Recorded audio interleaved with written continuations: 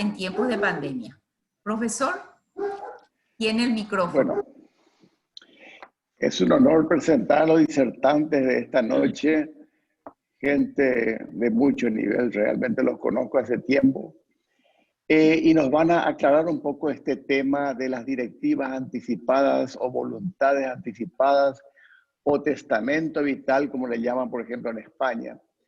Es un proyecto de ley que estamos tratando de mover en el Parlamento desde el 2013, junto con el doctor Humberto Mazzotti, los esferos, luchando desde el 2013 en varias comisiones de diputados y hasta hoy no tuvimos éxito. Ahora, últimamente estamos viendo desde el Ministerio de Salud, gracias al asesor del señor ministro, el ministro de Salud, el doctor Bugarín, estamos iniciando un anteproyecto a presentar a senadores. A ver si en senadores tenemos más suerte que en diputados, que en 6 años no hemos conseguido. Y eso que le hemos invitado a la autora de este proyecto a disertar en nuestro Congreso de Cuidados Paliativos y todo para estimularla, no hubo caso. Con Carmen Montanía también estuvimos haciendo varias sesiones en el Poder Judicial para informar a los magistrados de la importancia del desarrollo de esta ley para que los paraguayos puedan disponer de su voluntad en caso de que no puedan expresar ellos mismos en ese momento. Bueno, entonces quiero presentar en primer lugar al doctor Nicolás Laferrière. Él es director del Centro de Bioética, Persona y Familia, director de Investigación Jurídica Aplicada, Facultad de Derecho, Universidad Católica Argentina, sobre el tema voluntad anticipada o testamento vital. Es un honor escucharlo, Nicolás Laferrière.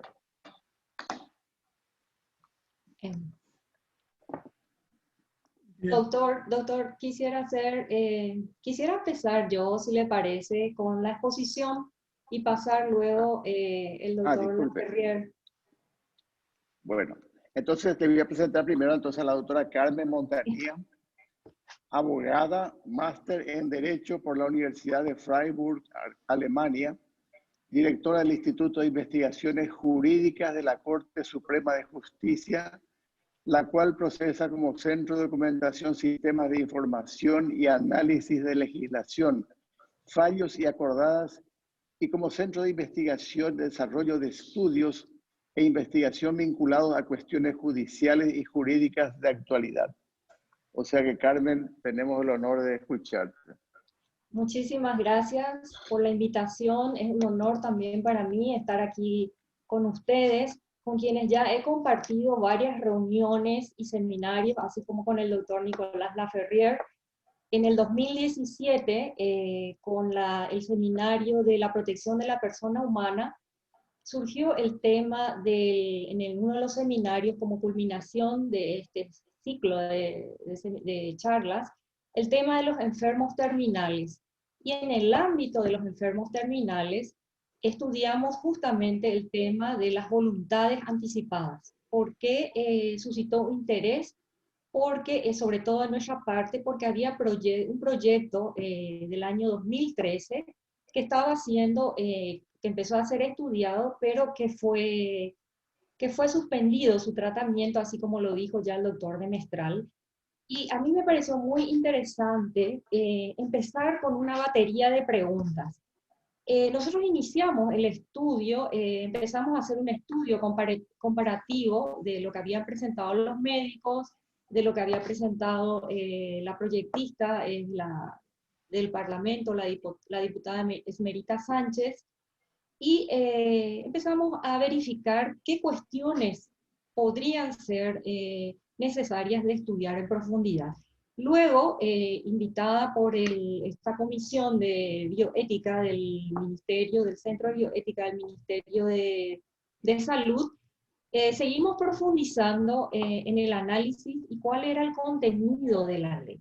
Quise iniciar yo porque me parece que la participación de Nicolás es muy importante desde el ámbito de que ellos ya tienen una ley y ya tienen experiencia en la aplicación de esta ley. Después él nos va a contar cómo resultó, cuál es el resultado de esa aplicación. Según lo que yo he visto en la literatura, es bastante compleja la regulación de esta figura, conocida como voluntades médicas anticipadas o instrucciones previas, en algunos lugares se le llama testamento vital, aunque fue criticada esta denominación por decir que el testamento es más bien para ser aplicado después de la muerte de la persona, ¿verdad? Eso había sido criticado en el 2009 por Serrano. Este tema también es complejo porque hay distintos pensamientos, intereses culturales, valores, tradición jurídica y filosófica, ¿verdad? De los países. Sobre todo en Europa suscitó un gran debate sobre cómo debía redactarse y algunos países lo aceptaban y otros no. Las preguntas, los interrogantes que yo tengo empiezan sobre si existe una regulación en nuestro país. Evidentemente no, por lo que ya habíamos dicho, hay un proyecto de ley desde el 2013, hay algunas modificaciones, algunos estudios, sobre todo de profesionales médicos y abogados.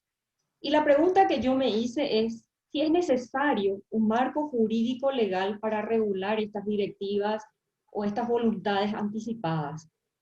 Y si sería útil sería útil esta ley para resolver situaciones clínicas reales. Esto ya es una pregunta que se vienen haciendo en otros países, ¿verdad? En caso afirmativo, ¿cuál sería la utilidad de la ley? Desde el punto de vista jurídico, desde el punto de vista médico, desde el punto de vista del paciente, de los derechos del paciente. ¿Qué beneficios acarrearía al paciente? Ahí tenemos el principio de beneficencia. ¿Qué cuestiones debe regular la normativa? Se deben aplicar, y eso fue para nosotros un tema de debate, solamente para los enfermos en fase terminal, o podría ser aplicada también para las personas sanas, y también para aquellas personas que en algún momento en el proyecto de ley se ponen también que han sufrido un accidente, ¿verdad? Que no son enfermos en fase terminal, pero como se colocan en una misma condición parecida a la de los enfermos.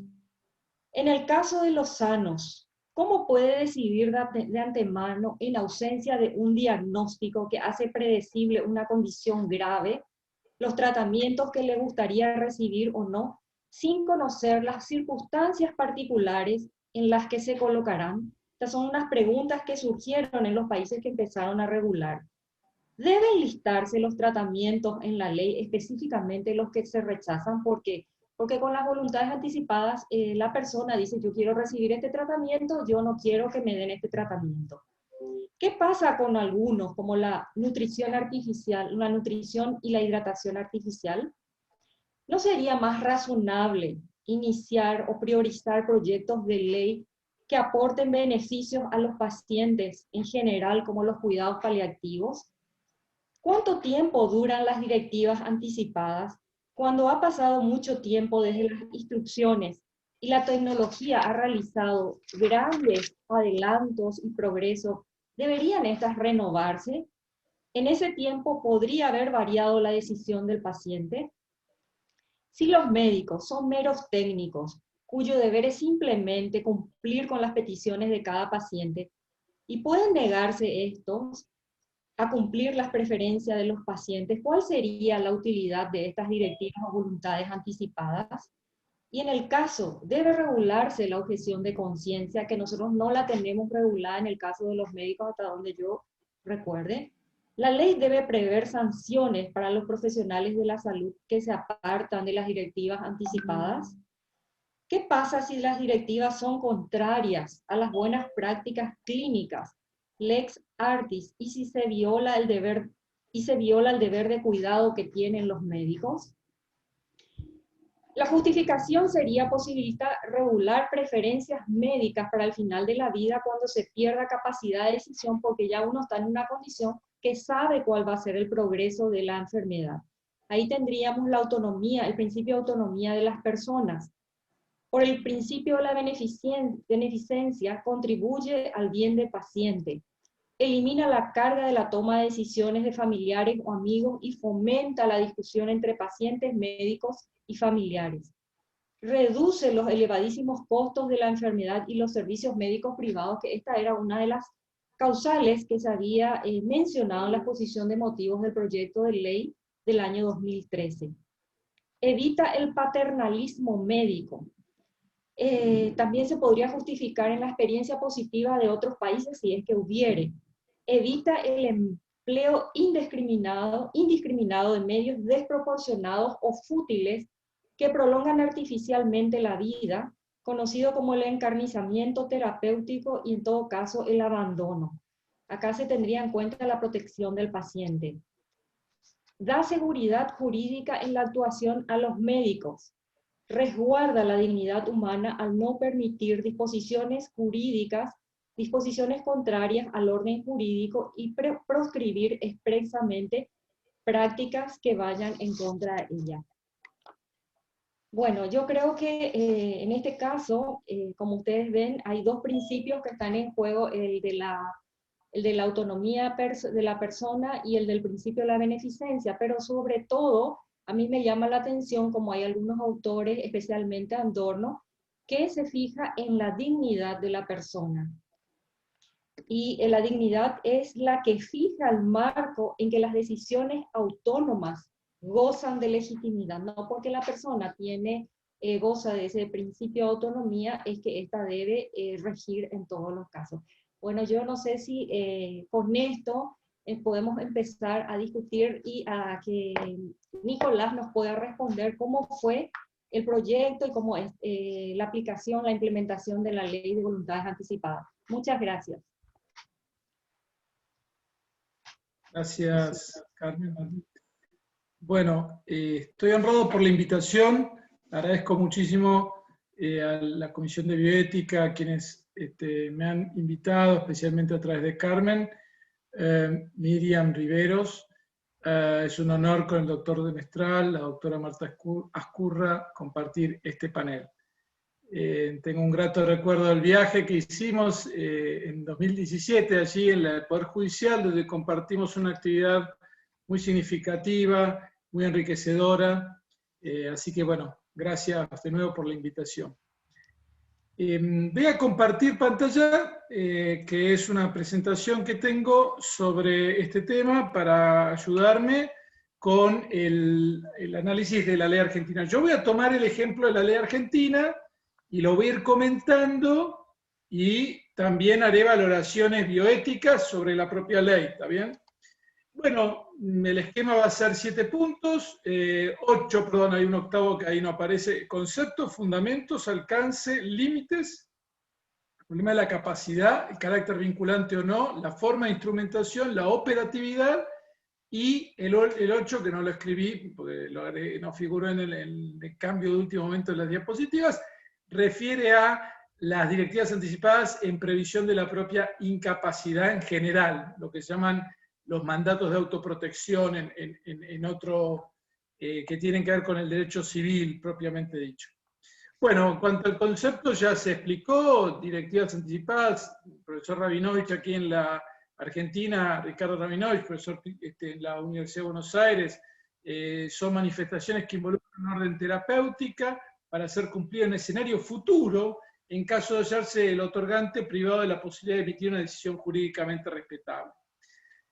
Esto incluye también, este aspecto me parece importante, la posibilidad de designar una persona que exprese, aclare o amplíe o precise las directivas. El Código Civil y Comercial en Argentina lo llama un mandato, pero en realidad técnicamente el profesor Tobías, comentando este tema, dice que no es técnicamente un mandato porque el mandato es un contrato con fines civiles patrimoniales. Y acá sería una representatividad, es una especie de poder que se otorga, una autorización para que otro actúe en nombre propio. Esto conforma el amplio campo, si bien la directiva anticipada en sí misma es la manifestación en orden a la situación futura médica, que que ciertamente tiene esto de anticipar, digamos, de imaginar un escenario y poder expresar la voluntad porque se prevé que uno no va a estar en condiciones de hacerlo.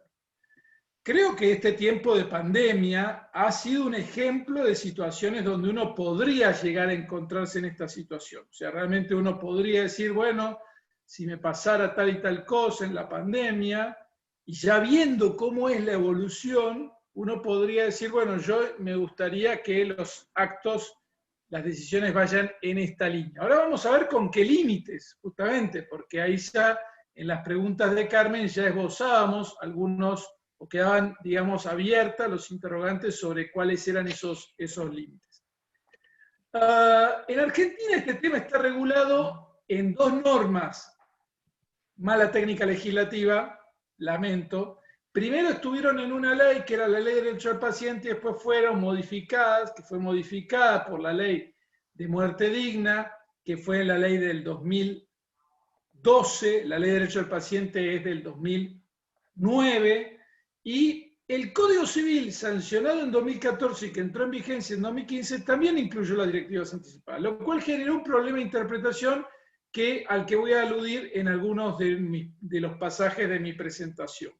Esta ley de muerte digna autorizaba rechazar tratamientos, no autorizaba la eutanasia, sí autorizaba rechazar alimentación e hidratación, lo cual genera toda una problemática, y regula, la ley de derecho del paciente regula todo lo que tiene que ver con consentimiento informado, los cuidados paliativos, y las directivas anticipadas y eventualmente también la situación de conciencia. La ley del 2012 entonces incorpora las directivas anticipadas, está en el artículo 11, toda persona capaz mayor de edad puede disponer de directivas anticipadas sobre su salud, pudiendo consentir o rechazar determinados tratamientos médicos, preventivos o paliativos y decisiones relativas a su salud. Las directivas deberán ser aceptadas por el médico a cargo, atención con esta frase, dejémoslo allí, salvo que impliquen desarrollar prácticas eutanásicas, las que se tendrán como inexistentes. El Código Civil y Comercial, en el año 2014, incorporó un capítulo sobre derechos personalísimos. Era una vieja aspiración, el Código Civil de Vélez Sarsfield no lo traía, y entonces dentro del libro primero de la parte general, del título primero de la persona humana, el capítulo 3, que va del artículo 51 al 61, trata sobre los derechos personalísimos. En ese capítulo aparece el artículo de directivas médicas anticipadas. ¿Qué dice?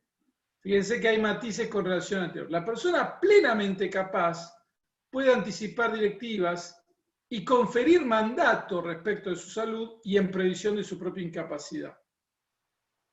Fíjense que antes decía toda persona capaz mayor de edad y ahora dice plenamente capaz. Puede disponer directivas anticipadas sobre su salud. No figuraba en la ley 26.742 el tema de conferir mandato, que sí está en el Código Civil y Comercial, respecto a su salud y en previsión de su incapacidad. Deja más amplio, no pone consentir o rechazar, dice anticipar directivas, y puede también designar a la persona que han de expresar el consentimiento para los actos médicos y para ejercer curatela. Acá se mete en un tema curatela que tiene que ver con la incapacidad civil, con la capacidad de ejercicio. Las directivas que impliquen desarrollar prácticas eutanásicas se tienen por no escritas, esto lo reitera, pero saca la parte de que el médico debe aceptarlas, eso ya no está. Esta declaración puede ser libremente revocada en todo momento. Vamos a los fundamentos. O sea, esto, como lo vamos a dejar por un segundo ahí, vamos a los fundamentos. Bueno, las directivas anticipadas tienen que ver con el derecho de autodeterminación, con la idea de la libertad, la toma de decisiones, también con la inviolabilidad del derecho a la vida. Es importante señalar que en Argentina la Convención sobre los Derechos de las Personas con Discapacidad, que es una convención que en Argentina tiene jerarquía constitucional, en su artículo 12 habla de la capacidad de ejercicio. E interpretando este artículo 12, la Convención de los Derechos de las Personas con Discapacidad, el Comité de la ONU, de esta convención, o sea, el Comité de la ONU de los Derechos de las Personas con Discapacidad, comentando el artículo 12, dice que bajo esta idea de capacidad, de libre ejercicio de la capacidad de las personas con discapacidad, se debe respetar la idea de directivas anticipadas. Y recordemos que esta convención de personas con discapacidad tiende a expandir sus efectos y aplicarse a un paciente. El paciente muchas veces queda en una situación de una cierta discapacidad. Entonces se termina aplicando. Menciono esto acá porque hace a los fundamentos, en el caso argentino, convencionales. O sea, en una convención tenemos esta idea de que hay que considerar las directivas anticipadas. Pero, claro, dentro de los límites totales que estamos viendo, de la inviolabilidad de la persona, su integridad. Claro, obviamente que cómo se maneja este tema en los fundamentos de las directivas, algunas preguntas ya las adelantó recién Carmen. Las directivas anticipadas tienen una serie de polémicas a su alrededor. Tenemos que ser conscientes que existen y tenemos que abordarlas, tenemos que tomar una decisión en un sentido o en otro. Yo entiendo que siempre las decisiones tienen que ser para preservar el principio de la vida, el no matar, el principio de la vida física, está prohibido quitarle la vida, preservar, por supuesto, los cuidados debidos, los cuidados paliativos, evitar el encarnizamiento terapéutico y garantizar los cuidados ordinarios, alimentación e hidratación. Ahora voy a volver sobre eso. Como problemas teóricos, la pregunta es si es posible adelantar el consentimiento o rechazo. Técnicamente, la directiva anticipada no es un consentimiento informado. Quede claro que no es un consentimiento informado, porque el consentimiento informado es algo que ocurre al mismo tiempo que se recibe una información sobre un estado de salud concreto aquí ahora en una situación clínica determinada. Obviamente que yo no puedo saber cómo va a ser mi situación o incluso qué medios terapéuticos van a existir. Supongamos que yo hago una previsión de mi situación de incapacidad para la situación del COVID-19, cuando yo quedo, no sé, quedo en un estado de mínima conciencia o en estado de coma, en una terapia intensiva y en el medio sale una cura. Y ya yo tomo una directiva anticipada en un contexto donde no había curación posible, y cuando sale el momento en que se tienen que poner en juego, cambió el escenario. Puede ser distinto, ¿se entiende? Es decir, puede haber cambiado, entonces es muy difícil llamarlo consentimiento. Son directivas, son indicaciones que se hacen con anticipación. Y después es difícil prever todas las circunstancias que van a rodear, ¿no? Cómo van a ser tus indicadores vitales. Ciertamente hay escenarios donde esto puede ser posible, cuando es muy claro el diagnóstico, cuando el pronóstico, cuando el cuadro de evolución es muy predecible, o por lo menos en sus grandes trazos, podría ser razonable que la persona diga, bueno, yo ya tengo suficiente información. Es clave la información. Realmente este elemento conservémoslo porque también es un elemento que nos condiciona las opciones que tomemos. Si nosotros somos más rigurosos en la forma de la directiva, como es la ley argentina, también es porque en parte quiero garantizarme que no sea una decisión tomada a la ligera, porque estamos hablando de un acto muy importante vinculado con la salud. Entonces yo voy a aumentar las formalidades porque quiero contrarrestar la idea de un acto a la ligera. ¿Por qué? Porque en el fondo sé que no estoy exactamente emulando todo el contexto de un consentimiento, porque el contexto del consentimiento es único, porque es la persona del médico y la persona del paciente que se encuentran y que dialogan y que es un encuentro humano y que trasciende a la pura transmisión de información. Es un conjunto de cosas la relación médico-paciente atravesada por valores, por principios muy humanos. Esta apertura de una ventana de tiempo, de un distanciamiento, de una disociación del momento de la información y de la directiva y el momento de su actualización, esa apertura de una ventana de tiempo, quiebra la regla lógica tradicional del consentimiento. ¿Significa esto que no tengo que aceptar nunca directivas anticipadas? No. Lo que pasa es que tengo que también ser consciente de sus límites y de que sería lo más ideal es aquello que trata de emular, de acercarse lo más posible a la situación concreta. Bien, vamos a ir entonces. ¿Qué principios en la bioética personalista? Yo les voy a explicar principios y después voy a explicar la ley argentina. Bueno, el primero es no matar, excluir la eutanasia. La ley argentina la excluye. No admite la eutanasia por directiva anticipada. Es lícito renunciar a un encarnizamiento terapéutico. ¿Cuándo es el encarnizamiento terapéutico? Cuando la persona en estado terminal renuncia a un tratamiento que es desproporcionado en relación a su perspectiva de mejoría y la muerte es inevitable e inminente. En esos casos, el que renuncia no está provocando la muerte, sino que está dejando que la enfermedad de base produzca su fin y el tratamiento rechazado no hacía más que prolongar la agonía sin ningún efecto útil de mejora. Eso es encarnizamiento terapéutico. Eso es lícito rechazarlo. La ley argentina lo admitió en la ley de muerte digna. Lo que la ley argentina también admitió es el tercer punto, que es que la ley argentina permite renunciar anticipadamente, permite renunciar a la alimentación e hidratación. Yo considero que eso no es correcto, o sea, critico la ley argentina en ese punto. Esto es un punto de diferencia, ¿está? Bueno, lo explico, lo dejo claro, lo aclaro, esto es la situación.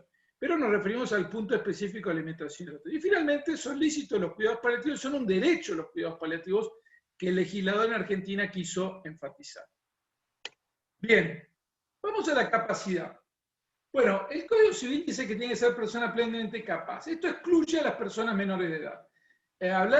Preparando esta charla con Carmen, ella me preguntaba qué pasa si las personas menores de edad pueden de alguna manera participar en todos los retiros de salud. Por supuesto, o sea, en el Código Civil argentino hay todas unas reglas, menores de 13, entre 13 y 16, y mayores de 16, que regulan las distintas etapas y las formas en que las personas menores de edad participan de los actos vinculados con su salud. Esto obedece al derecho a ser oído, pueden decidir por sí actos entre 13 y 16 que no sean invasivos, pueden decidir a partir de los 16 respecto al cuidado de su propio cuerpo, dice el artículo 26, y esto deja lugar a una cuestión interpretativa. El código usó la expresión plenamente capaz. Yo entiendo que esto excluye a las personas menores de edad. Recién a los 18 podrían dar. Algunos van a decir no, desde los 16. Bueno, yo entiendo que no, porque no es plenamente capaz. Si el código usó esta expresión plenamente, quiere garantizar algunas cosas. ¿Qué pasa con las personas con problemas de salud mental, que a veces tienen sentencias de restricción en la capacidad? Acá habrá que ver qué dice la sentencia. A veces las sentencias en Argentina son a medida, o deberían ser a medida. Restringen solo aspectos patrimoniales y no se meten en aspectos de extrapatrimoniales o de la salud. En ese caso podríamos interpretar que es plenamente capaz para ese acto. Lo mismo el incapacitado difícilmente, porque el incapacidad es el que está totalmente imposibilitado de interaccionar con su entorno. Son supuestos muy excepcionales en el Código argentino. La ley, habíamos visto, de derecho del paciente, dice las directivas deberán ser aceptadas por el médico a su cargo. El código no incluye esta frase. Esto dio lugar a un debate. Hay autores que consideran que al haber sacado la frase, dejaron de ser vinculantes. Bueno, en principio las directivas son vinculantes, porque el médico las debe seguir, pero es interesante lo que trae el ejemplo de España en este tema. España dice que no son vinculantes las directivas y son contrarias a la ley, que sería el caso de la eutanasia, como la misma ley dice. Si la ley dice que es eutanasia, se tiene por no escrita y no se sigue. Contra la lex artis, o que cambia el supuesto de hecho. El legislador argentino no consideró estos dos últimos supuestos, pero son muy razonables. O sea, si la directiva va contra lo que la lex artis, el conocimiento científico, le dice, el médico se encuentra en un conflicto. La doctrina tiende a interpretar que esto se tiene que derivar hacia el Comité de Bioética, cualquier situación conflictiva en este punto.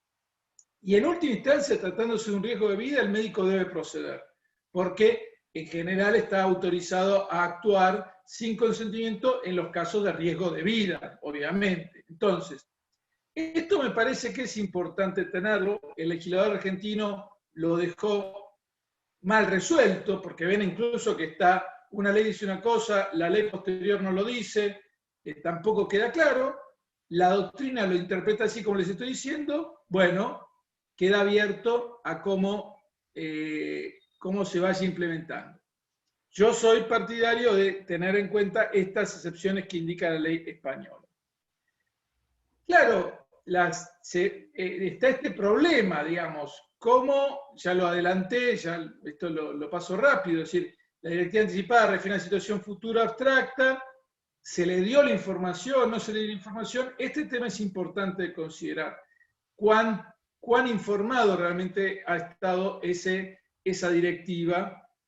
Debe ser informado por un profesional. ¿Cómo se hace esto? La ley no dice nada, pero ciertamente es uno de los aspectos decisivos y delicadísimos en el caso de Argentina. Otro problema del carácter vinculante es cuando las directivas son muy generales o muy ambiguas. Esto suele pasar. A mí alguna vez me acercaron un instrumento de directivas anticipadas que se estaba usando en Argentina y al leerlo, uno se quedaba con frases hechas, con frases copiadas y pegadas, y por lo tanto enormemente ambiguas y generales, ¿no? Esto realmente debería también ser parte de la práctica. No está bien que se acuñen modelos que sean demasiado generales, porque entonces se pierde el sentido. Se supone que es una decisión de la libertad vinculada con un escenario que se imagina posible, o sea, no es una cosa en general. Por eso daba el ejemplo ahora del COVID. Me ha pasado hace poquito de una situación donde una persona quería recibir un cierto tipo de asistencia y plantearon, bueno, ¿puede o no tomar una directiva anticipada en este contexto? Y bueno, vimos que era muy trabajoso porque había que hacer una escritura pública, pero quizás le era importante para ella poder dar una indicación por si se queda sin conciencia, porque si cae en la inconsciencia. Y porque uno puede imaginar cómo va a ser la evolución. Tobías, este jurista, uno de los mejores civilistas de la Argentina, pregunta cómo se examina la ausencia de coacciones significativas internas. Bueno, esto tiene que ver también con la forma, con cómo se da, ¿no? En Argentina tiene que ser por escritura. ¿Qué sucede si cambiaron las tecnologías y es posible una intervención menos dolorosa o con más posibilidades de éxito? Esto es lo que le decía, si cambió el supuesto de hecho. Esto también tendría que ser objeto de consideración al momento de regular. El artículo 11 de la ley, que no lo transcribía antes completo porque es muy largo, ahora lo termino, decía que las directivas deben ser formalizadas por escrito ante escribano o un juzgado, para el cual se necesita 2 testigos, y podrá ser revocada. El código sacó la frase sobre la forma, mantiene la idea de la revocabilidad. Esto abrió un debate, nuevamente. Cuando vos tenés 2 normas vigentes sobre el mismo tema, es mala técnica legislativa. O sea, lo ideal hubiese sido o que derogabas el anterior y dejabas el Código Civil, o que aclarabas estos puntos, o solo uno. O que el Código Civil no se mete en el tema. Y entonces, bueno, la mayoría de la doctrina interpreta que debe mantenerse la idea de la formalidad por escrito, porque es una norma más específica la que regula esto. ¿Qué ha pasado con esto? Es que es muy costoso.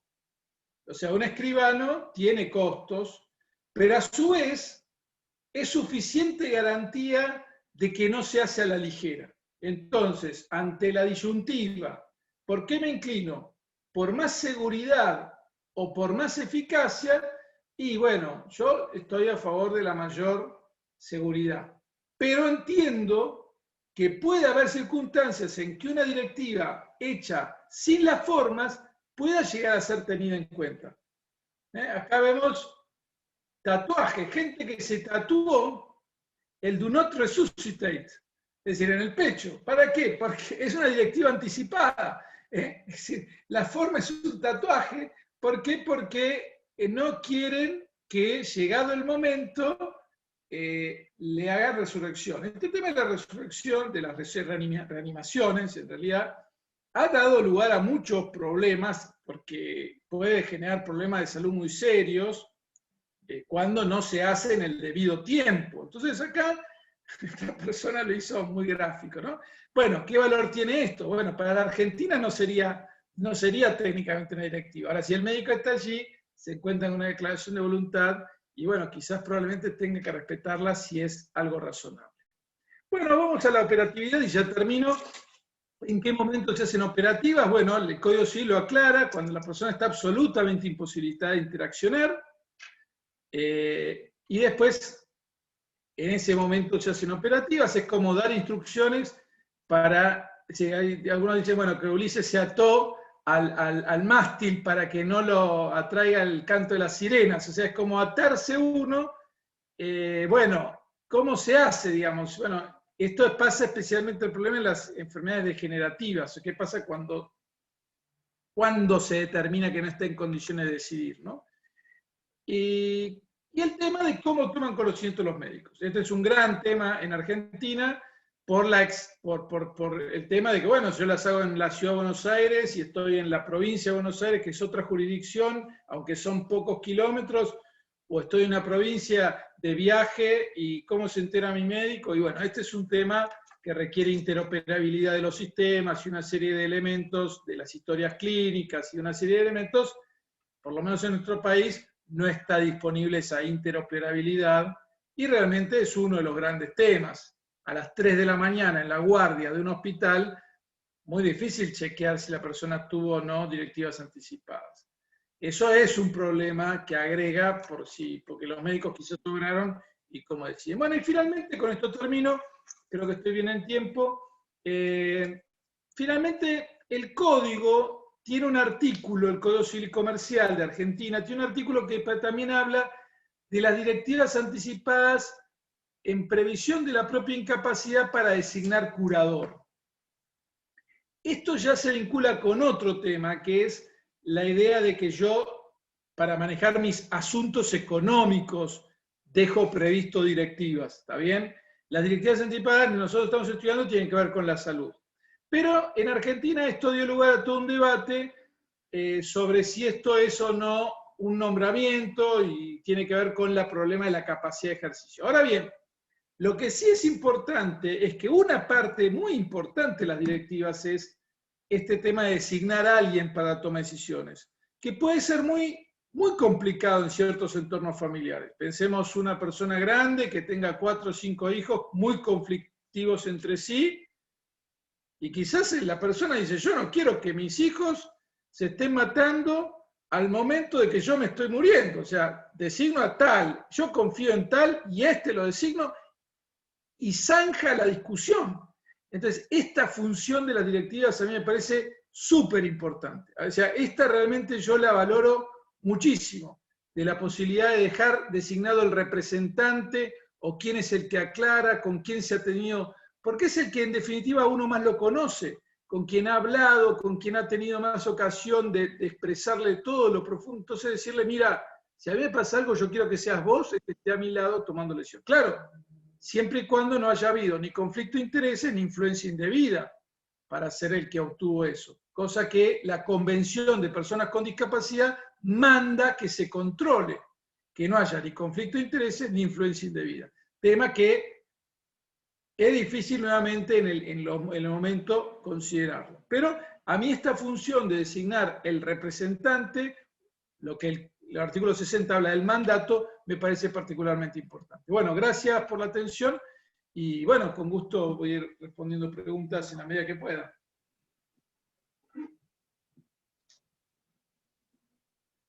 Sí, ahora habilito a todos los participantes para que puedan habilitar audio. El profesor Enrique ya puede habilitar.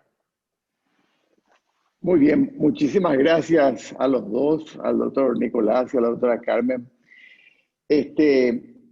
Inicialmente habíamos también discutido con los parlamentarios de la necesidad, como dijo Carmen, de una ley mayor que busque el bien de las personas, como sería una ley de cuidados paliativos, que también estamos de la cual estamos también detrás hace 6 años. Y poner las directivas anticipadas simplemente como un articulado, 4 o 5 artículos referentes a la voluntad anticipada. Luego de escuchar todas las preguntas que planteó la doctora Carmen, dijo, bueno, efectivamente parece que hace falta una ley específica para las directivas anticipadas, porque es bastante compleja finalmente, ¿verdad? Y otra cosa que también se prestaría a discusión entre todos aquí, como dijo el doctor Nicolás, las directivas sobre la alimentación y la hidratación al final de la vida. Hay situaciones en que los pacientes terminales no tienen hambre ni sed por su situación, por el avance de su cáncer, lo que sea. Hay situaciones también donde una hidratación forzada podría hacer más daño. Por ejemplo, una insuficiencia cardíaca muy avanzada, una cardiopatía dilatada, o una insuficiencia renal que está en riesgo de edema de pulmón. En fin, hay situaciones donde la hidratación forzada por regla de la institución podría causar inclusive más daño. Y hay otras situaciones donde no sería de utilidad porque el paciente no sufre de esa falta, vamos a decir, ¿verdad? Entonces, se presta efectivamente a una discusión, quien tiene la verdad, ¿verdad? Se presta a una discusión porque, como dijo el doctor Nicolás, él no estaría tan de acuerdo con esa indicación de limitar la alimentación y la hidratación al final de la vida. En fin, esperamos las preguntas de los participantes. No sé, Miriam, si hay alguno que ya ha hecho alguna pregunta. Sí, la doctora Marta, no sé si quiere que lea o ella misma quiere, ¿sí? La doctora Marta Escurra pregunta, ¿cómo hicieron para que las personas no vean esta ley como una eutanasia? Si tiene algún comentario que pueda ayudarnos a conseguir contar con esta ley. Me imagino para el doctor Nicolás. Bueno, a ver, como vimos, la ley puso expresamente que excluye la eutanasia. O sea, tanto la ley del 2012 como el Código Civil puso expresamente que las prácticas eutanásicas quedan como no escritas.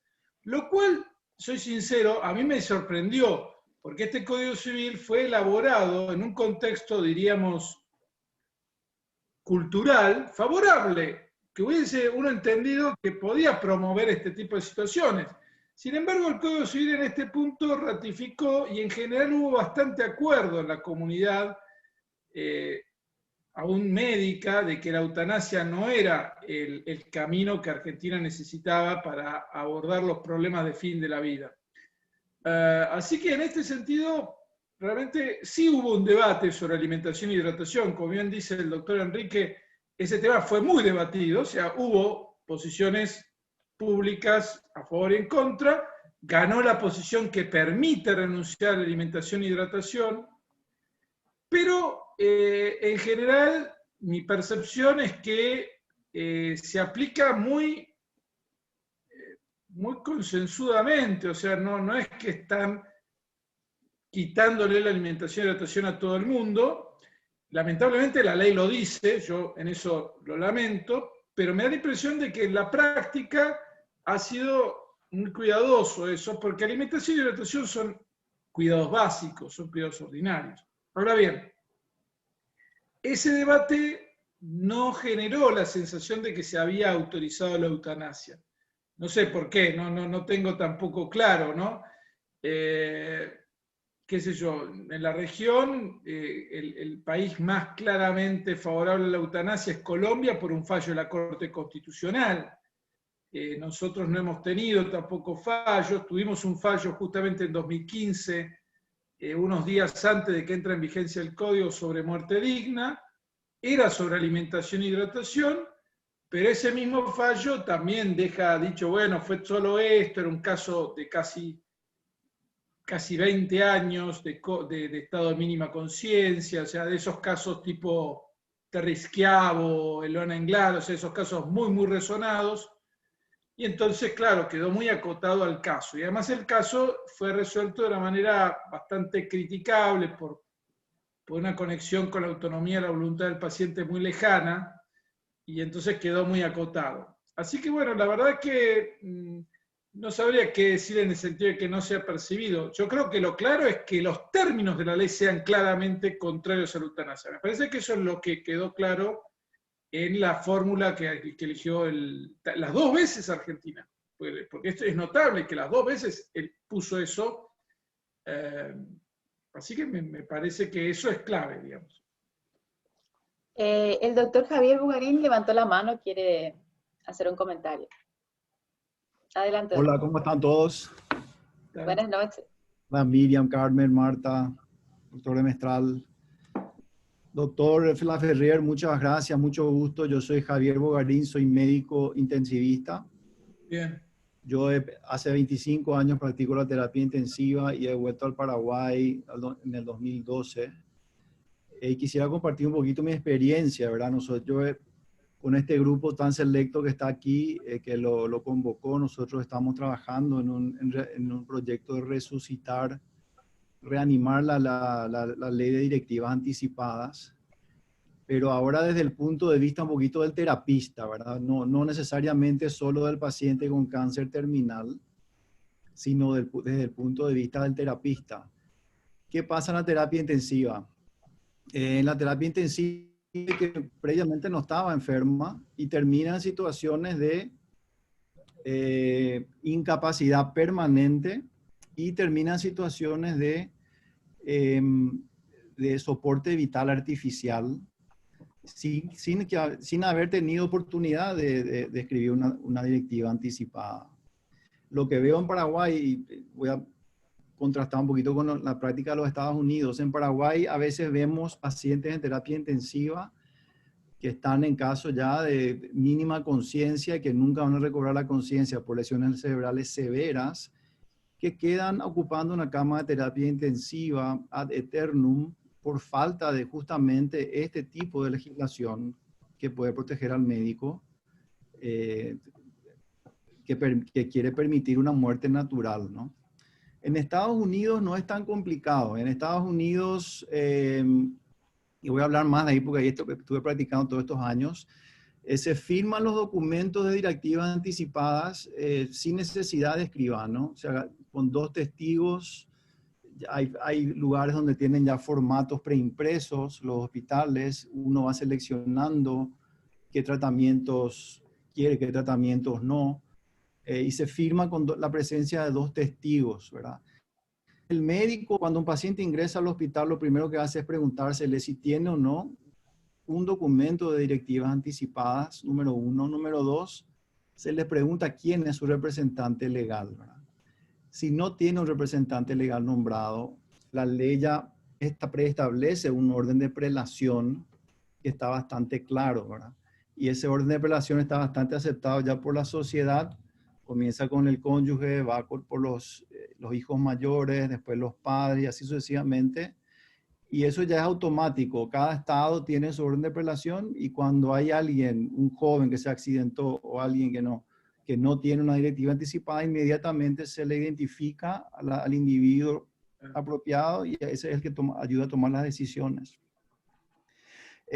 Cuando el médico no acata lo que pide una directiva anticipada, puede ser acusado de lesión corporal. Es decir, un médico que acate una directiva, por ejemplo, no reanimar, y el paciente acaba falleciendo, ese médico con un documento de directivas anticipadas, las cortes americanas jamás han acusado al médico o han procesado al médico porque ese documento tiene un valor legal muy importante en los Estados Unidos, ¿verdad?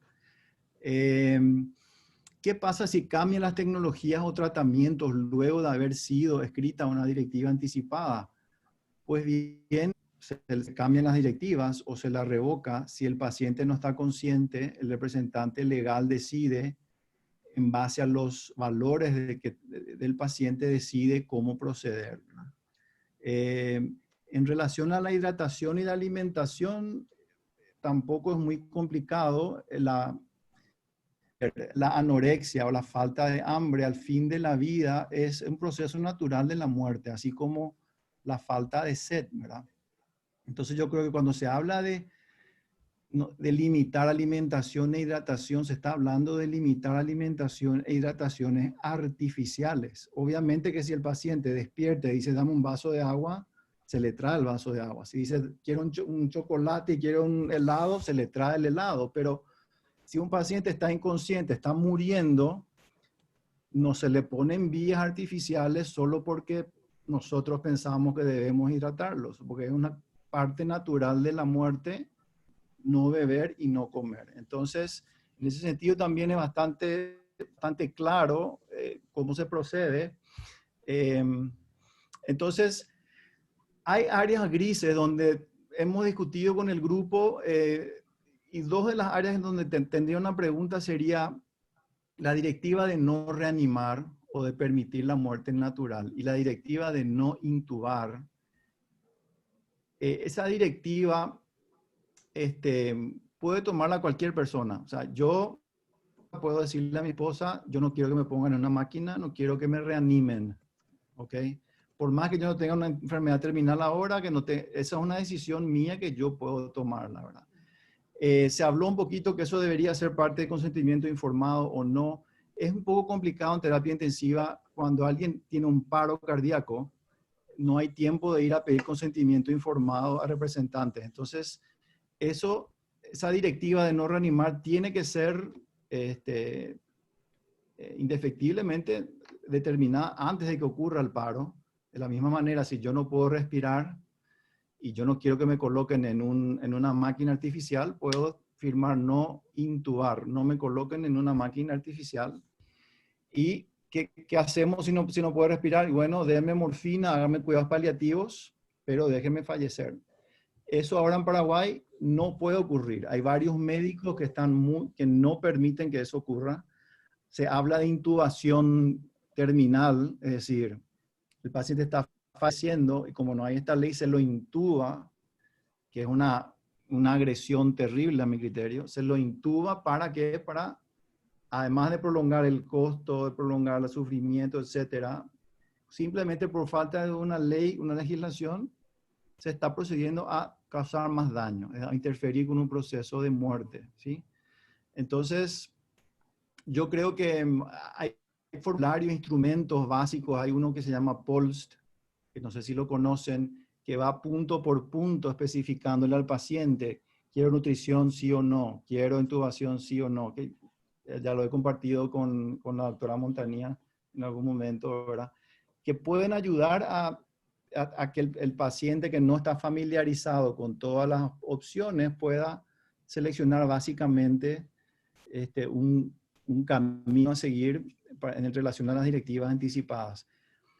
Y por último, lo que quiero decir es que acá cuando se habla de no reanimar, se cambió el nombre ahora a Allow Natural Death, que sería permitir la muerte natural, que es un término mucho más descriptivo de lo que se está queriendo lograr con estas medidas, ¿no?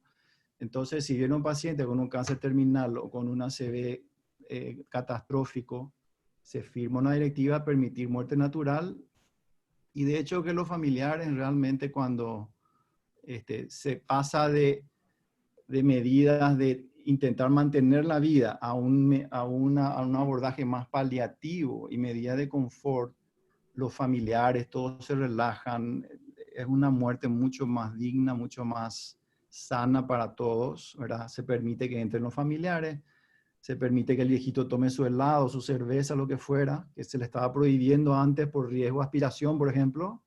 Ahora ya se le permite porque está en un modo paliativo. Entonces, realmente yo he visto las bondades de las directivas anticipadas y de los cuidados paliativos en terapia intensiva, ¿verdad? Aparte de los pacientes con cáncer, y estamos con este grupo, estamos luchando, vamos a luchar para que esto se convierta en una realidad en nuestro país. Por lo menos, ninguna ley va a ser perfecta al inicio, ¿verdad? Siempre van a haber cosas que vamos a tener que modificar o ajustar en el futuro, pero estamos en eso, ya hemos dado entrada inicial al Ministerio de Salud, estamos esperando la opinión del departamento jurídico. It's 18 hours. y me tomo la libertad, doctor Laferrière, de tal vez pedirle que vea un poquito el proyecto. No sé si Carmen lo ha compartido con él para que nos dé su opinión. No. Bueno, te agradezco mucho, Javier, el testimonio. Siempre consideré que es muy difícil legislar, porque en el día a día de una terapia intensiva se toman miles de decisiones y todas dependen muchísimo de circunstancias y de detalles que el legislador es muy difícil que pueda prever. De hecho, cuando fue el debate del 2012 de la muerte digna, mi posición, yo intervine en el Senado, mi posición fue no legislen porque es muy difícil legislar sobre esto. Pero bueno, entiendo que también hay como una preocupación por estos casos de encarnizamiento terapéutico claro, o sea, porque en esos 4 principios que yo sostengo desde la bioética personalista, pero obviamente en una sociedad plural hay otra gente que piensa distinto. Podemos tener diferencias en el matiz de la alimentación e hidratación en algunos aspectos, pero bueno, en general acordamos en este tema del encarnizamiento terapéutico, ¿no? De ciertos entubamientos que pueden ser encarnizamientos.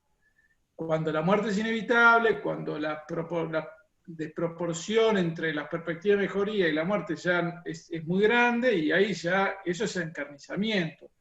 Y ahí es perfectamente razonable la renuncia a un tratamiento.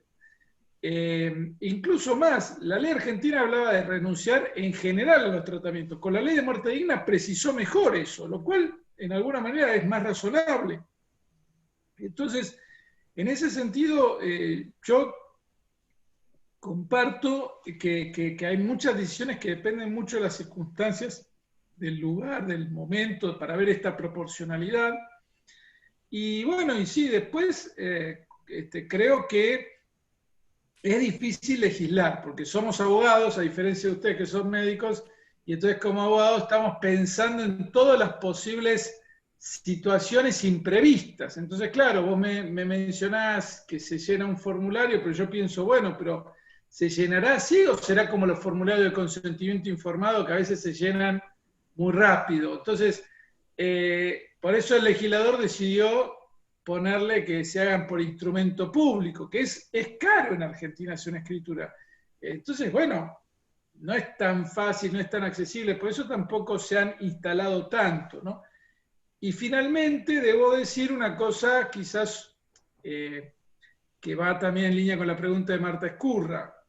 Cuando la percepción es que hay problemas en el sistema de salud y que el sistema de salud no llega a cubrir a todos, que uno esté enfatizando a la gente que tenés derecho a rechazar este tratamiento, parece como si te estuvieran, digamos, protegiendo de un sistema que te abruma con sus cuidados, y quizás la percepción de muchísima gente es: yo no tengo posibilidad de acceder a ese sistema en situaciones de mucha desigualdad. Entonces, hay que también ver el contexto en concreto de cómo se plantea ese derecho a renunciar al tratamiento. Ciertamente, cuando se llega a las circunstancias de terapia intensiva tan precisas como las que has descrito, ocurre eso, ocurre encarnizamientos y ocurre necesidad de tomar decisiones cuando ya es inevitable la muerte. La pregunta es que quizás muchas veces se percibe estas cosas en contextos mucho más complejos socialmente, donde el derecho a la salud es un derecho muy complejo. Lo estamos viendo ahora con la pandemia, por lo menos en nuestro país. Han faltado insumos básicos para protección del personal de salud, cosas muy básicas. Y entonces, claro, la sensación es cómo fortalecemos el sistema de salud antes que cuidarnos de que el sistema de salud no nos abrume o no haya encarnizamiento. Esto también tiene que ver con las percepciones sociales de cómo se instala un debate sobre esto, que tiene que ser claro que sigue siendo la finalidad cuidar y ser inclusivos en todo, ¿no? Pero ahí sí se puede dar esa percepción cuando se enfatiza: tenés derecho a renunciar a este tratamiento. Bueno, sí, en ese contexto concreto, sí, por supuesto. Pero vuelvo a decir, yo sé que muchas decisiones se toman en el aquí y ahora y confío mucho en los médicos y me parece decisivo confiar en los médicos. Entonces, también está esta dificultad de legislar en materia de salud, de final de la vida. Es muy difícil legislar, porque el legislador tiene que imaginarse todas las posibles. Y respecto a lo de la reanimación, volvemos a la misma situación. ¿Sí? Evidentemente, en ese tipo de enfermos terminales sí es una cosa perfectamente entendible la no reanimación, ¿no?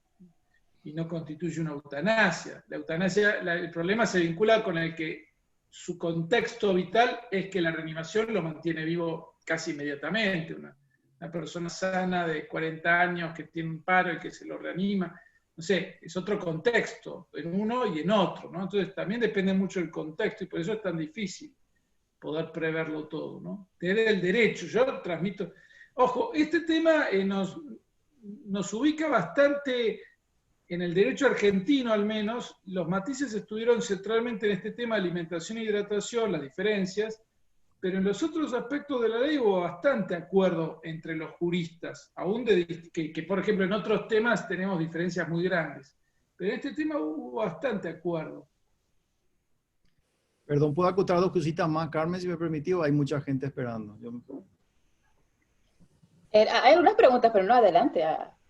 No, dos cositas nada más. Una, lo que también hay que transmitir es que esta va a ser una ley que va a ser voluntaria, es decir, no es que le va a obligar a todo el mundo a tomar. Los que no quieren hacerlo, pues que continúen sin hacerlo, ¿no? Realmente a nosotros como médicos nos ayuda muchísimo que un paciente tenga unas directivas anticipadas porque nos pone con claridad un mapa de, bueno, este paciente quiere esto, quiere lo otro. Entonces uno no está imponiendo, porque el riesgo a veces que tenemos como médicos y también a veces como legisladores es imponer nuestros valores a otras personas.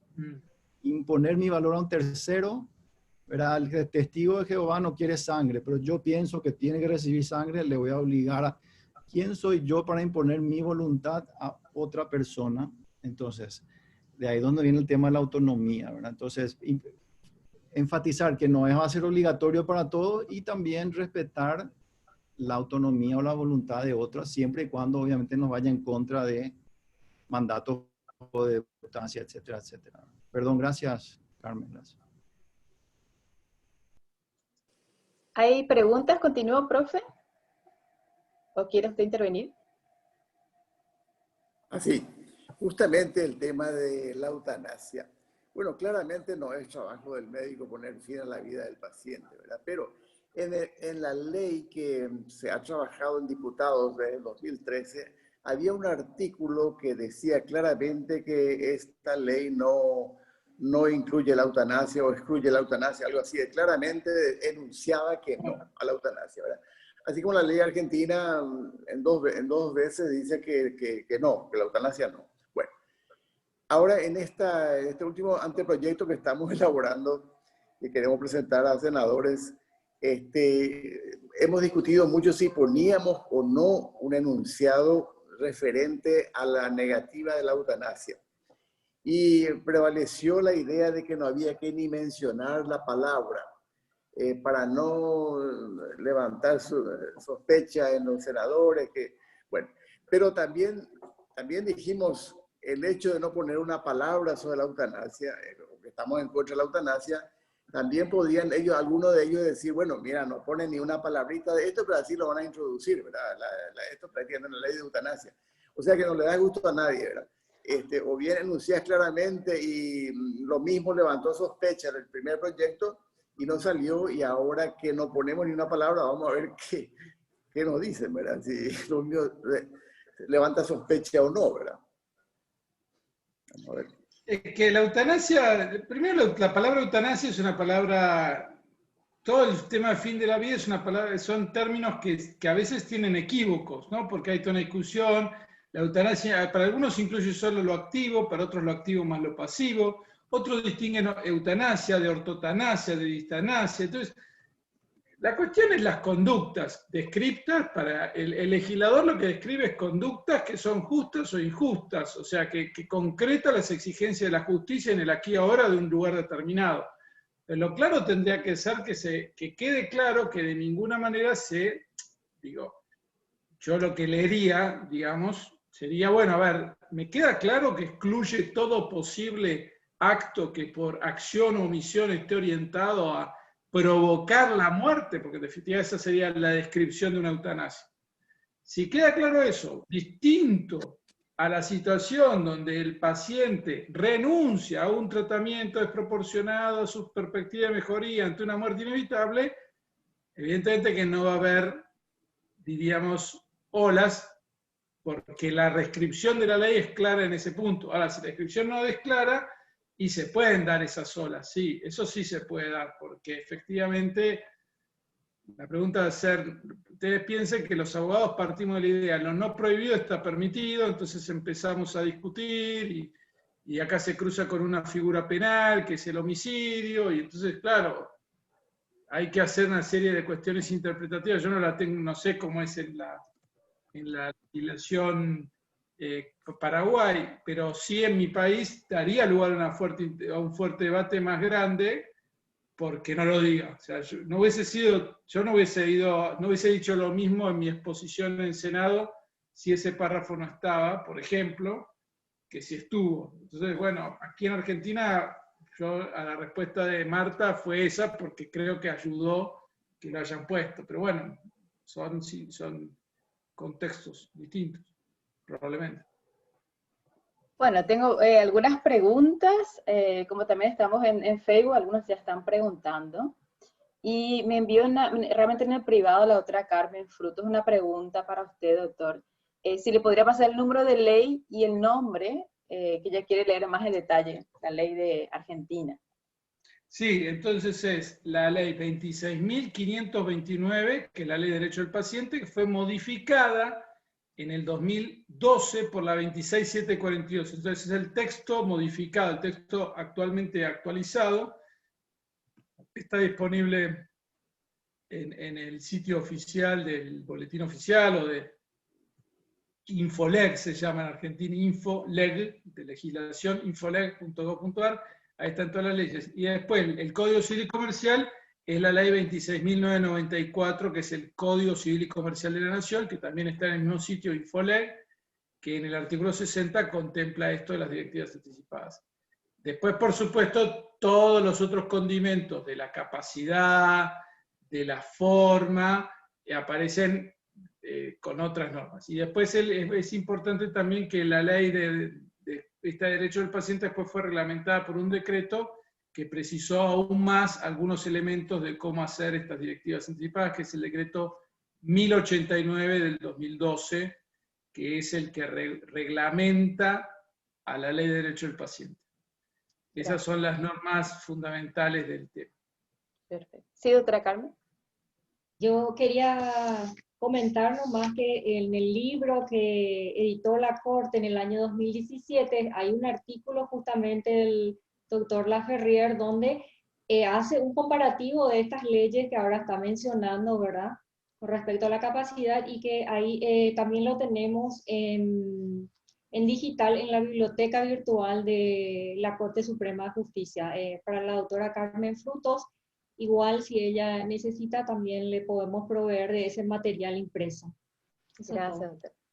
Tengo dos preguntas y también el doctor Javier que levantó la mano. Voy a ir por orden, ¿verdad?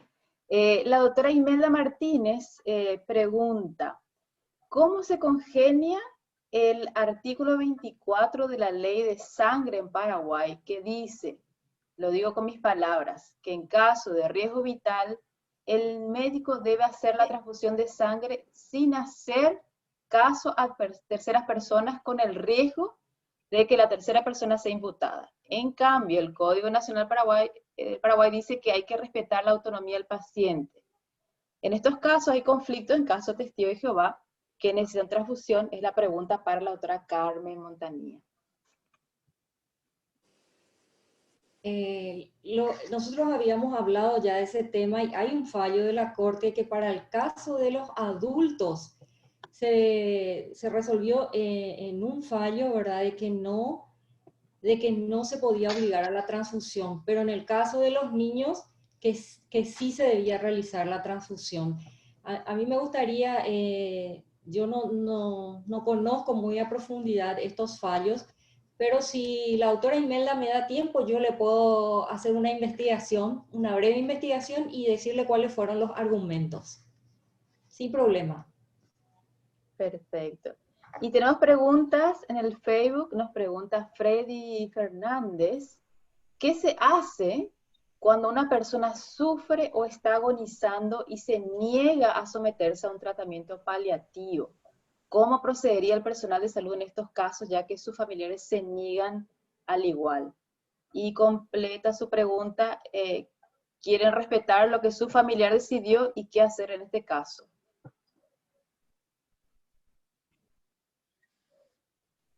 La negativa a un cuidado paliativo, es la pregunta de Freddy. Es una buena pregunta.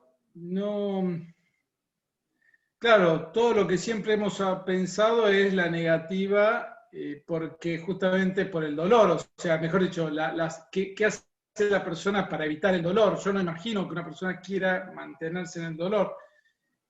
No sé, habría que ver el contexto en que se da esa situación de negativo en cuidado paliativo, cómo es. La verdad que los cuidados paliativos también son también son una deuda en gran parte de nuestro país, al menos en Argentina, digo, no me refiero. El derecho a los cuidados paliativos, los servicios de cuidados paliativos no están presentes en todos los hospitales, o sea, de nuevo volvemos a temas de igualdad social, o sea, a veces imaginamos contextos o situaciones que no son las que habitualmente ocurren. Pero bueno, en concreto, y bueno, no sé si les pueden obligar a un cuidado paliativo, salvo que sea una cosa ya que muy violenta de la vida, de la salud, donde se recurra a la aplicación de las excepciones generales al consentimiento. No sé los médicos cómo lo responderían, pero recordemos que el consentimiento informado es un principio que cede ante situaciones de grave peligro para la vida o la salud, o también ante situaciones generales como la que estamos viviendo también con la pandemia, cede en parte, para algunos casos proporcionados, cede la idea de consentimiento informado, por lo menos en la ley argentina. Personalmente creo que sería Sí. realmente raro que alguien se niegue a tratamientos Sí. paliativos, sobre todo, bueno, en el contexto de dolor y otros síntomas. Pero yo no soy médico, acá el doctor de Mistral puede Sí, seguramente profe. iluminarnos mucho mejor. Yo con todo respeto a la persona que hizo la pregunta, ¿verdad? Pero creo que hacer una pregunta de ese tipo es el desconocimiento sencillamente de lo que son los cuidados paliativos. Porque justamente lo que pretenden los cuidados paliativos es aliviar, buscar el confort de fin de vida, calmar justamente los síntomas que molestan extremadamente al final de la vida. O sea que en su sano juicio nadie podría negarse a que se le calme la molestia de fin de vida, ¿verdad? O sea, yo creo que es un desconocimiento nada más de lo que son los cuidados paliativos. Tenemos una gran labor de informar a toda la sociedad todavía de eso. Sí, es muy cierto. La doctora Imelda Martínez también quiere preguntar algo, dice. Adelante, profe. Muchas gracias. Más que preguntar, yo creo que hay situaciones en las cuales debe primar el criterio médico. Si el médico dice, esta persona tiene que tener cuidados paliativos, no otro tipo de tratamiento, es el médico. No podemos los médicos someternos a los deseos del paciente y deseos quizás irracionales o de terceras personas. Yo siempre suelo decir a los alumnos que si el médico muestra buen conocimiento, seguridad y les explica lo que el paciente necesita y que le va a hacer muy bien, todos aceptan. Pero sucede que a veces hay médicos jóvenes que están en crecimiento y muestran dudas y ahí estamos muertos todos, porque quieren imponer lo que no saben sobre medicina, los familiares y el mismo paciente. Muchas gracias. Gracias, profesora Imelda. Rafael también levantó la mano. Adelante, Rafael. Buenas noches, ¿se me escucha? Buenas noches, sí, se te escucha. ¿Qué tal? ¿Cómo les va? Quiero felicitar a los ponentes y también a todo el equipo. Excelente el tema. Yo creo que se debe mantener viva la llama del debate sobre este tema porque esto no es ninguna fotografía que se puede dejar congelado, ni a partir de eso mucho menos, ¿verdad? Tomar decisiones. Quería un poco nomás también yo aportar un poquito, ¿verdad? Que desde el punto de vista filosófico, ético también, ¿verdad? Pone un poquito de condimento, ¿verdad? A este tema, ¿verdad? Que es sin duda la relación íntima entre el médico y la persona, ¿verdad? Que la necesita en este caso. No sé, yo no sé si en la ley que se está trabajando, ¿verdad? Creo que no hay mucho que discutir al respecto de la eutanasia, ¿verdad? La eutanasia tiene que ser, sencillamente tiene que ser activa, tiene que ser directa y tiene que ser voluntaria por parte del paciente, ¿no? Y si esto no se da, yo creo que no se puede tomar como cualquier otro tipo de acción, no se puede tomar como una eutanasia. Entonces, yo creo que serían válidos otros medios que se intenten respetar la decisión del paciente, ¿verdad? De lo contrario, cualquier otra cosa, yo creo que un poco es jugar un poco, es tener miedo a que sea un suicidio asistido, digo yo, ¿verdad? O por qué no, también que se pueda imputar al médico hasta de ejercicio mala praxis, ¿no? Entonces, para mí yo creo que lo que se intenta legislar, se necesita mucho apuntalamiento en la educación normativa ética para que se pueda entender realmente qué se busca. Estamos en la búsqueda de humanizar la muerte, no legislar la muerte. Desde ese momento yo creo que se van a poder estar atentos al río, ¿verdad? Que va corriendo y que no se puede congelar, imposible. Ya se habló en varios tratados bioéticos sobre estos problemas que traen querer juridificar, ¿verdad? Estos aspectos que son de consideraciones éticas. Pero que sí son necesarios muchas veces, ¿verdad? Tener que poner el ojo de la ley para proteger incluso al paciente. Y yo me pregunto una cosa, ¿verdad? ¿Por qué tiene más aceptación en la sociedad o en los círculos médicos? ¿Por qué tuvo aceptación sin mucha legislación un consentimiento informado? Eso deberíamos revisar y quizás nos eche luz para continuar, porque yo creo que la voluntad anticipada es la continuación de un consentimiento informado. ¿Por qué digo esto? Porque una persona puede sentarse ante el médico, la escucha y le dice, tendríamos que hacer esto y estos y estos tratamientos.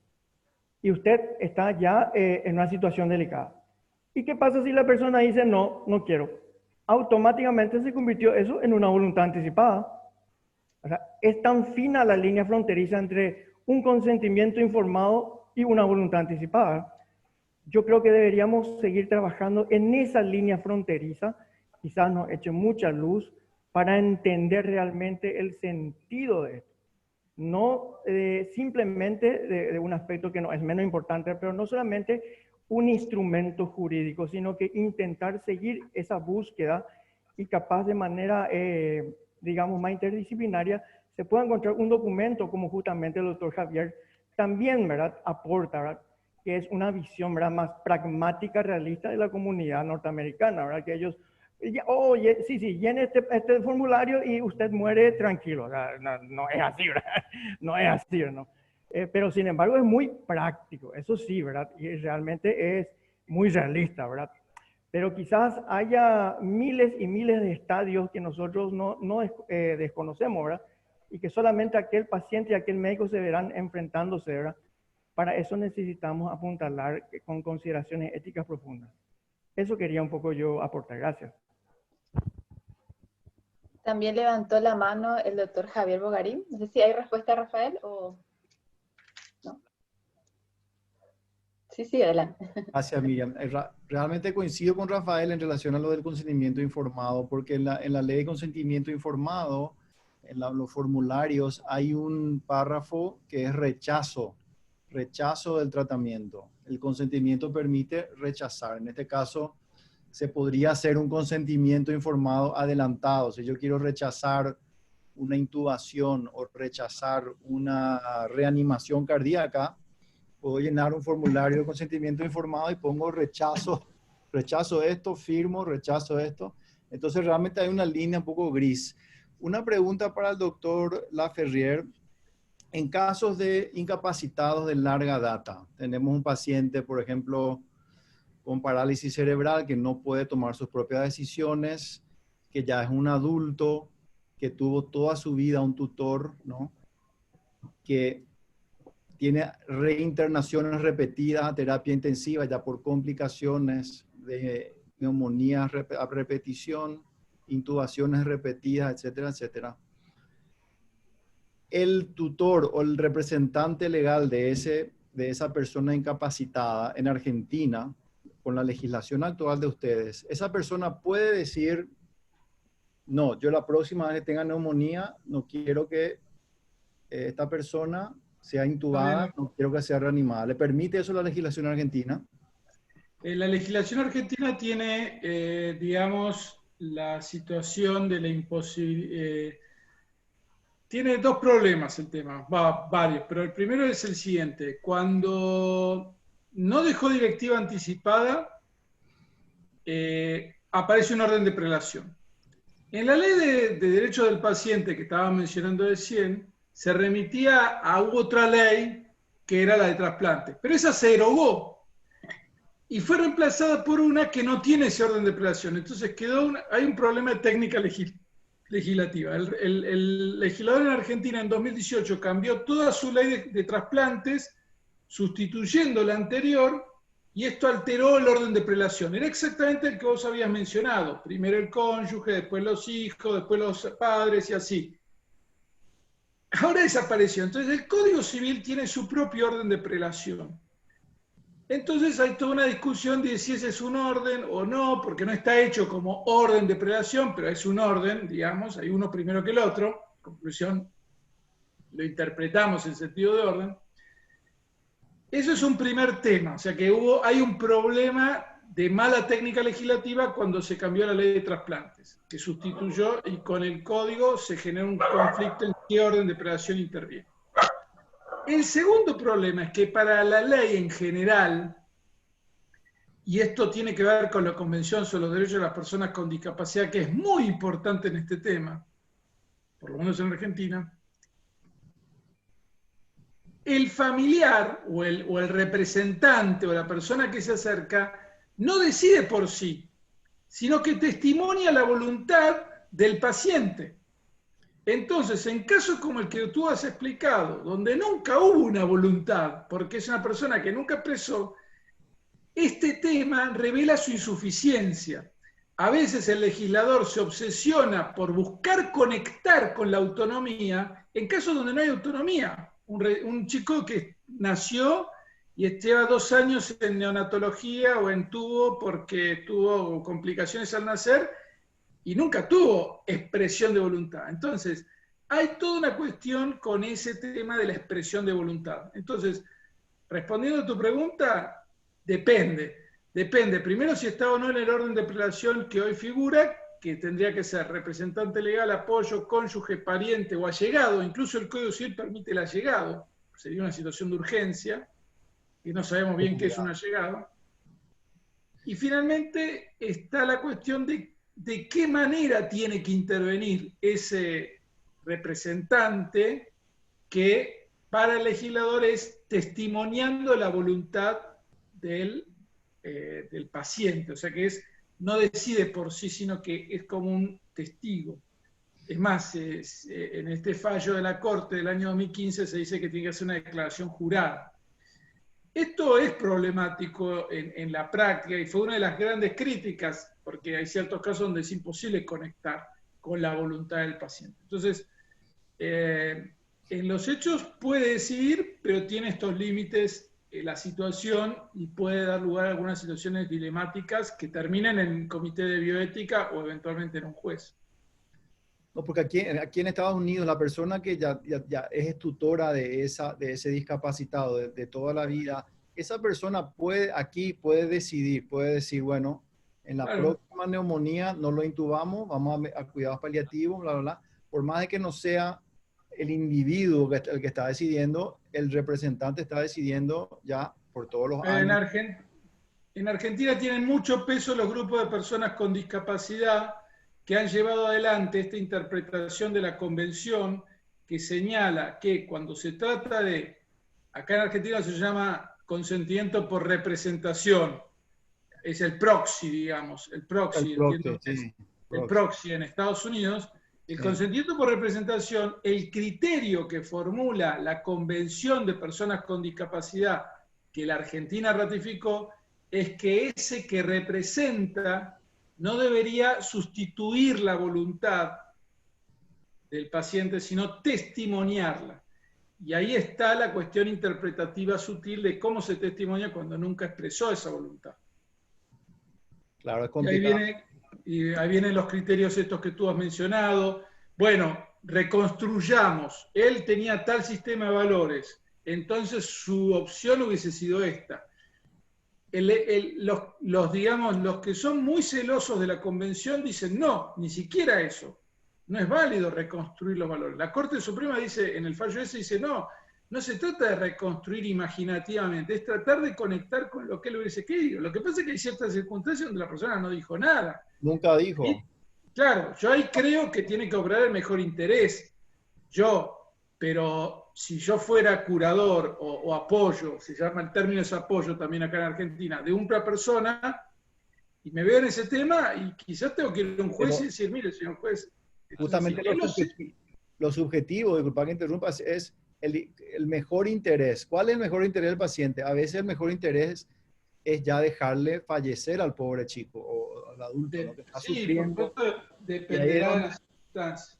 Claro. Gracias. La otra Marta quería acotar algo con respecto a Rafael. La intervención. Sí, no, solamente quería aclararle porque muchas discusiones tuvimos con el tema de consentimiento informado. El consentimiento informado en nuestro país es un acto que debe hacerse ante cualquier procedimiento. Sin embargo, la directiva anticipada se hace en una oportunidad y como bien lo mencionaba el doctor recién, eventualmente se hace una declaración jurada. El consentimiento no, para cada acto uno pide, eso es lo normal, o debería de pedir, bueno, vamos a ir a un procedimiento y hacerle firmar los riesgos, beneficios, contarle todo, es un actuar del médico en todo momento. Esa es una diferencia, porque hay varias diferencias entre el consentimiento y la declaración anticipada. Y también la lucidez. Nosotros necesitamos que el paciente esté lúcido cuando va a decir, ¿verdad?, lo que quiere o lo que no quiere en el momento en que ya no tenga esa lucidez. Porque cuando se ejecuta la directiva anticipada, en el momento en que la persona ya no puede pedir lo que está queriendo, ahí se ejecuta. Sin embargo, el consentimiento se tiene que siempre y solamente se puede hacer cuando el paciente está lúcido y pide, o sea, se le pide ahí la autorización. Caso contrario, se le pide a los familiares. La directiva anticipada solamente se respeta a través de los familiares si esa persona con anterioridad expresó de manera verbal, si es que no tiene una declaración jurada o algo así, cosa que en Paraguay no es común, pero sí verbalmente, no quiero esto llegado un momento. O sea, hay bastante diferencia también entre el consentimiento, o sea, es algo que yo mantengo en las discusiones que hemos tenido varias sobre directiva anticipada y consentimiento informado, son diferentes. Eso nomás era. Gracias. Bueno, yo no tengo más preguntas en el chat ni en YouTube. Profe Enrique. Muy bien, Miriam y doctora Ascurra. Estamos llegando más o menos a la hora. Agradecemos enormemente al doctor Nicolás que nos haya dado este tiempo, valioso tiempo. A la doctora Carmen, con quien tenemos ya una trayectoria larga de lucha por estas cosas, ¿verdad? estoy encantado que hayamos discutido esto. Ojalá nos haya escuchado algún legislador, pero no hay ninguna chance, me parece, que tomen este tema como un tema para la noche, ¿verdad? Ahora, muchísimas gracias a los dos y a todos los participantes que dedicaron este tiempo a informarse un poco y aclarar y a formularse también preguntas y de despertar inquietudes también en todos los participantes. Gracias, Miriam. Sí, el doctor Nicolás quiere dar unas palabras finales, la otra Carmen. No, simplemente muchísimas gracias por la invitación, muy rico el diálogo. Muchas gracias, muy enriquecedor el diálogo. Muchas gracias. Igualmente, para mí muchas gracias por la invitación y estoy muy contenta con el debate. Muchas gracias. Yo quiero despedirme un ratito, agradecerle al profesor Nicolás, Carmen, muchísimas gracias, Enrique, Miriam, a todos los que nos han acompañado y por sobre todo decirles que les esperamos en el próximo conversatorio. Es importante que estos temas nosotros vayamos tocando con la población de profesionales y por qué no, si podemos contar con miembros de la ciudadanía, es algo fundamental. Así que muchas gracias y que tengan una buena noche. Hasta luego, hasta la próxima. Chao, chao. Chao, chao.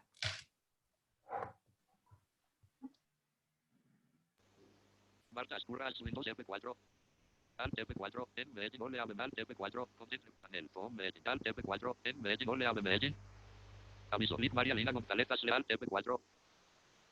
Edita Select Medellín. Cloud, mute, currently mute, alt más audio settings, botón de menú, pulse espacio para activar el menú y navegue por él con las flechas. María Acosta de Terra Select Alt F4, en aviso.